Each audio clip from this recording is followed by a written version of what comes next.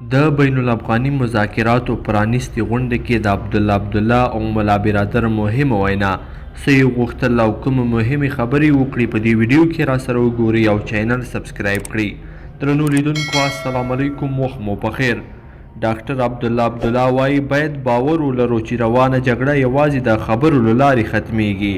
د ملي مصالحې عالي شورا مشر ډاکټر عبدالله وایي چې افغان حکومت سولې ته ژمن دی او د حکومت مذاکراتي پلاوی به په ټوله معنا د جمهوریت نظام او اساسي قانون له موادو دفاع کوي. ډاکټر عبدالله نن د بین الافغاني مذاکراتو په پرانیست غونډه کې د خبرو پر مهال وویل چې د افغانستان اسلامي جمهوریت سولې ته ژمن دی او په دې برخه کې د پام وړ ګامونه پورته کړي دي. د ده په خبره د زندانیانو خوشي کول، د ملي مصالحې عالي شورا جوړول او د افغان سولې او سیمه ییزې اجماع رامنځته کول هغه څه دي چې افغان حکومت ترسره کړي دي. د دې ترڅنګ ملا برادر هم ویل مذاکرات باید په پوره حوصله‌مندۍ مخته یوړل شي.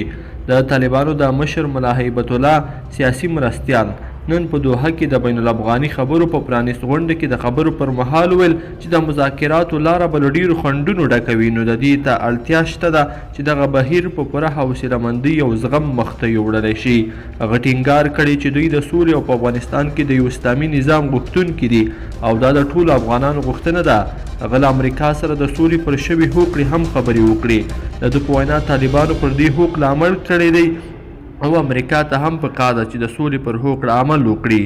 لیدونکو په دې هیله چې دا خبرې به مو تر پایه راسره لیدلې وي. که مو دا ویډیو خوښه شوې ویډیو لایک کړئ، د سره او چینل سره ضرور سبسکرایب کړئ. تر بیا ښه وخت، د لوی الله په امان.